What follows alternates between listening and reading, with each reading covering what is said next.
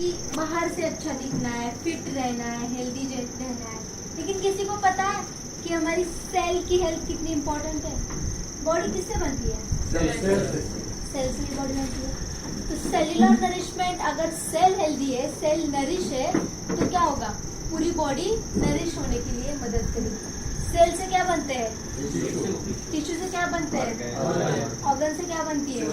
पूरी system, organ system, और फिर हमारी बॉडी। सबसे इम्पोर्टेंट किसकी हेल्थ है? क्योंकि रूट है, ये क्या है? मूल है, मेन रूट है हमारी सेल। तो हम आज जानेंगे कि सेल की हेल्थ कितनी इम्पोर्टेंट है।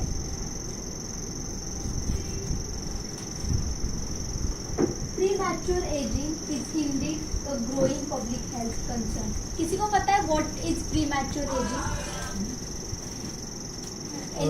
Anybody knows what is premature ageing? उम्र से पहले राइट, उम्र से पहले एजिंग होना। मतलब सोचो मैं 40 साल की हूँ, लेकिन दिख रही हूँ 60-70 ईयर के बुढ़ी जैसे, तो क्या होगा? ये प्रीमैच्योर एजिंग उसे बोलते हैं। तो साइंस क्या है, सिम्टम्स क्या है उसके, वो जानेंगे कि कैसे वो हम पता कर सकते हैं कि प्रीमैच्योर एजिंग शुरू है बॉडी। पहले रीजंस, कारण क्या है प्रीमैच्योर एजिंग होने की? सबसे मेन कारण ओबेसिटी। जो सब बाकी सारे जितने भी डिसीज है, उतना उसका भी क्या है? मेन रूट कॉज है ओबेसिटी। सारे डिसीज कहाँ से शुरू होते हैं? वेट बढ़ने की वजह से, बीएमआई बढ़ने की वजह से। अभी ओबेसिटी कौन सी कैटेगरी ओबेसिटी है? बीएमआई कौन सा है जो ओबेस बोलते हैं? नॉर्मल बीएमआई पता है आप लोगों को? 18.5 to 24.9 kg per meter square। ये क्या है? Normal BMI range. उससे अबाव कोई इंसान है तो उसको हम बोलते हैं ओबेस, उसका वेट बढ़ चुका है, वेट गेन है। दूसरा स्ट्रेस, आजकल हम सभी स्ट्रेस से गुजर रहे हैं, डिप्रेशन शुरू है। छोटे छोटे बच्चे भी है घर में, उनको भी डिप्रेशन है, प्रेशर है। कौन सा? एग्जाम का, पढ़ाई का, प्रोजेक्ट का रहता है कि नहीं? बाकी जो बड़े लोग हैं उनका तो अलग ही है मसला, काम का स्ट्रेस है, घर का झगड़ा होता है छोटा मोटा, उसका स्ट्रेस ज्यादा रहता है। तीसरी बात, पोल्यूशन। कितना बड़ा है पोल्यूशन? बहुत। गाड़ियाँ, जो हम ग्लोबल वार्मिंग हो रहा है उसकी वजह से जो पोल्यूशन बढ़ता जा रहा है वो, उसके साथ साथ जो हम गंदगी फैला रहे हैं, वाटर पोल्यूशन अलग, नॉइज पोल्यूशन अलग, इससे क्या होता है? प्रीमैच्योर एजिंग के चांसेस बढ़ते जाते हैं। यूवी लाइट के साथ साथ हमारी ब्लू लाइट। हम रात में क्या करते सोते के टाइम? लाइट्स ऑफ करके फोन चलाते रहते हैं, लैपटॉप चलाते रहते हैं। तो वो जो ब्लू लाइट है, यूवी लाइट से, उसका असर हमारे स्किन पे, आंखों पे, पूरी बॉडी पे पड़ता है। इससे प्रीमैच्योर एजिंग जल्दी होता है, एजिंग बढ़ता जाता है। तो ये मेन क्या है? 4 रिस्क फैक्टर्स है। कौन से? Obesity, stress, pollution and UV light. अब जानेंगे कि ये फ्री रेडिकल्स क्या है और जो फ्री रेडिकल्स प्रीमैच्योर एजिंग करवाते हैं। मैंने अभी आप सबको बताया कि पोल्यूशन, स्ट्रेस, तो इससे क्या होता है? बॉडी में टॉक्सिन्स तैयार होते हैं। अभी पोल्यूशन की वजह से, अनहाइजीनिक फूड की वजह से, इम्प्रॉपर लाइफस्टाइल की वजह से बॉडी में टॉक्सिन्स, गंदगी तैयार होती है, और वो गंदगी तैयार होने से ही बॉडी में फ्री रेडिकल्स बनते हैं। फ्री रेडिकल किससे बनते हैं? टॉक्सिन की वजह से फ्री रेडिकल बनते हैं, और फ्री रेडिकल बनने से एंटी एजिंग इफेक्ट दूर होता है, प्रीमैच्योर एजिंग बढ़ता रहता है। इधर एक परसेंटेज दी है, ये तो इमेज पहले देखो, ये नॉर्मल है और ये एजिंग, प्रीमैच्योर एजिंग। 50% लोग ऐसे हैं जो विजिबल साइन रिपोर्ट नहीं कर पाते।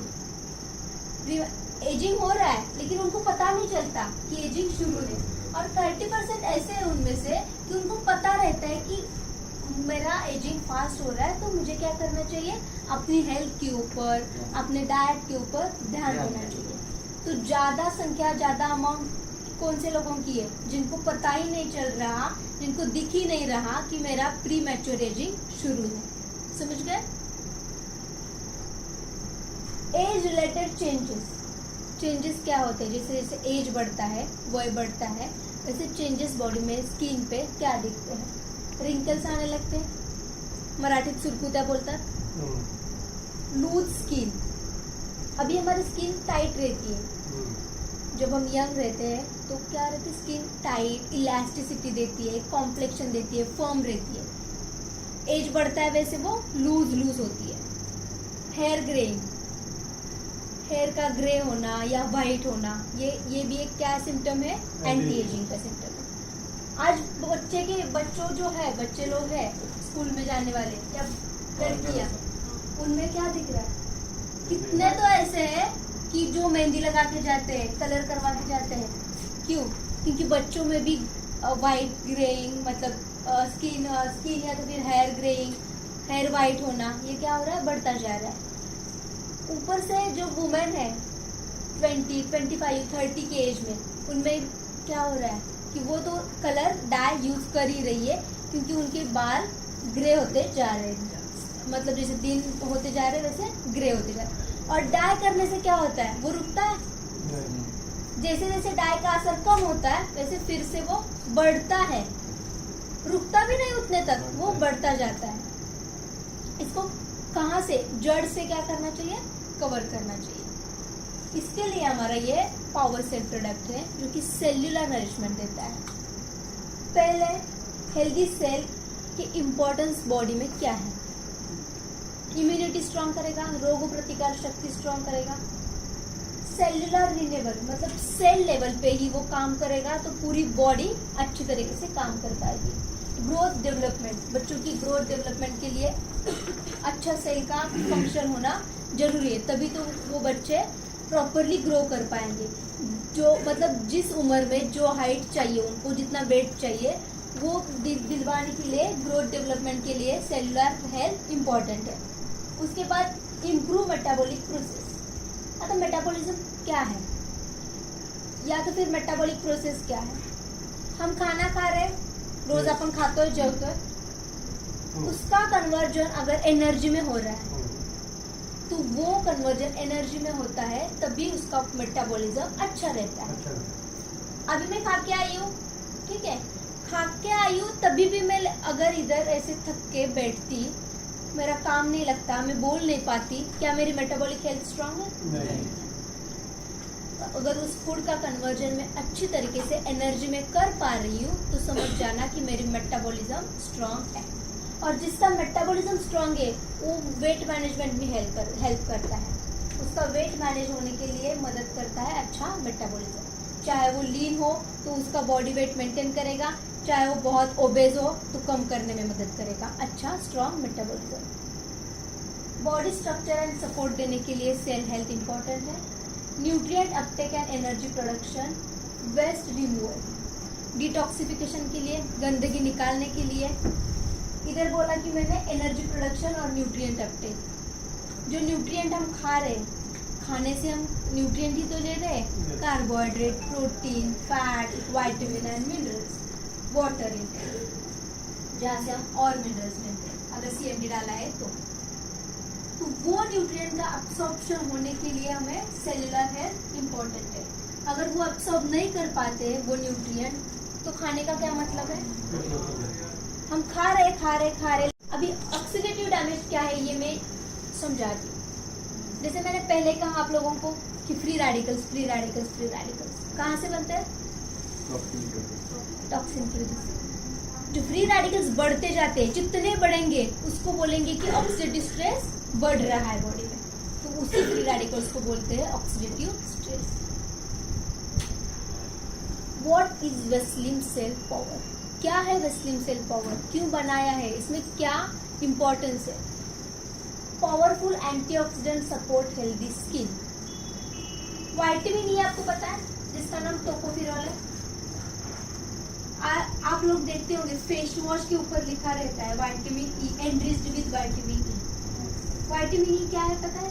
एक प्रकार का एंटीऑक्सीडेंट है। और एक विटामिन सी, अस्कॉर्बिक एसिड जिसको बोलते हैं, वो भी फेस वॉश के ऊपर लिखा रहता है बहुत से time, enriched with vitamin C, vitamin E. जो जिसको सूट करता है वो बोलेंगे। फिर से क्या है विटामिन सी? वो भी एक एंटीऑक्सीडेंट है। विटामिन क्या है? एंटीऑक्सीडेंट। जो ये फ्री रेडिकल का डैमेज है, ऑक्सीडेटिव स्ट्रेस बढ़ता जा रहा है, उसको कम करने के लिए इम्पोर्टेंट है। साथ साथ ये क्या है? Help support micronutrient absorption. अभी माइक्रोन्यूट्रिएंट कौन से और मैक्रोन्यूट्रिएंट कौन से हैं? किसी को पता है? माइक्रो मतलब क्या, मैक्रो मतलब क्या? दो प्रकार के न्यूट्रिएंट हम खाते हैं दिन में। डेली लाइफ में हम जो खाना खाते हैं उसमें दो प्रकार के न्यूट्रिएंट हम रोज लेते हैं, माइक्रो और मैक्रो। अभी माइक्रो जो वर्ड इधर दिख रहा है, माइक्रो मतलब छोटा और मैक्रो बड़ा। खाने में सबसे ज्यादा क्या रहता है? Carbohydrate, protein and fat. तो ये तीन न्यूट्रिएंट को बोलते हैं मैक्रोन्यूट्रिएंट, जो ज्यादा क्वांटिटी में हम लेते हैं।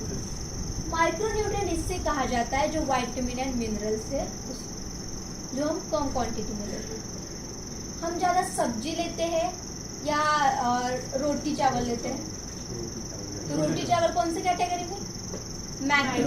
मैक्रो में। और सब्जी माइक्रो में। सूप माइक्रो में।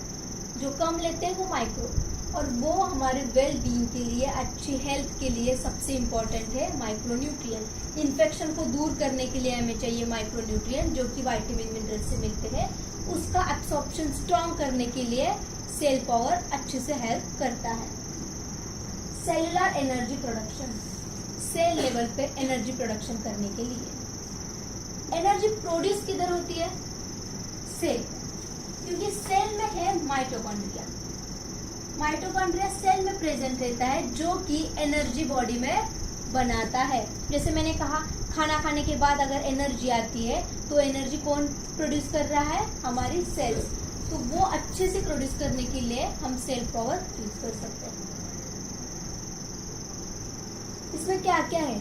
ALA, जिसको हम आम भाषा में कहते हैं ALA, अल्फा लिपोइक एसिड। अभी मुझे बताओ ALA और किस में है? कौन से प्रोडक्ट में अल्फा लिपोइक एसिड है? कोई बता सकता है? फ्लैक्स ऑयल में अल्फा लिपोइक एसिड। ये क्या है? एक इसेंशियल फैटी एसिड है। फ्री रेडिकल डैमेज से बचाता है। साथ साथ इसमें है aloe vera leaf concentrate. Aloe vera leaf concentrate, मैंने कहा माइक्रोन्यूट्रिएंट का एब्सॉर्प्शन सेल पावर बढ़ाता है। तो सेल पावर में एलोवेरा लीफ कॉन्सेंट्रेट है, जो मदद करता है कि वो माइक्रोन्यूट्रिएंट का एब्सॉर्प्शन अच्छे से बॉडी में हो। कौन सा ingredient? Aloe vera leaf concentrate. Dosage 1 tablet 2 times a day with meals। दिन में 2 बार। विथ मील मतलब खाने के साथ। खाना खाने के बाद, सुबह खाना खाने के बाद, लंच के बाद और डिनर के बाद 1 कैप्सूल। ऐसे दिन में 2 कैप्सूल आपको लेना है। समझ गए? मतलब साथ में लेना है ना? नहीं, विथ मील्स ऐसा मत, इसका मतलब ये नहीं होता कि एग्जैक्ट खाने के साथ ही। मतलब आप ऐसा तो नहीं करेंगे रोटी में कैप्सूल डाल के खाओगे सब्जी के अलावा। जैसे खीर वगैरह हम लोग खा लेते हैं खाना खाते समय। इसमें क्या है? फूड सप्लीमेंट है, ये खाना ही तो है। जब वड़ा पाव दिखता है तब सोचते हो 11 बजे खाओ, 12 बजे खाओ, 1 बजे खाओ, 2 बजे खाओ, सोचते हो? साइड इफेक्ट होता है खाने के बाद?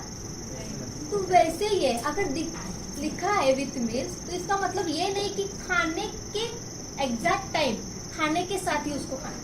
अगर दिन भर आप भूखे हो, फास्टिंग है, तो उस टाइम आपको नहीं लेना है, ओके? लेकिन आप खा रहे हो तो दिन में कभी भी ले सकते हो। समझ गए आप सब? अभी ये इन्फॉर्मेशन पढ़ लो जो कि आपके लिए है। इसका मुझे कोई फायदा नहीं है। इसकी MRP देखो, PV देखो, BV देखो, DP देखो। मतलब टैबलेट फॉर्म में है?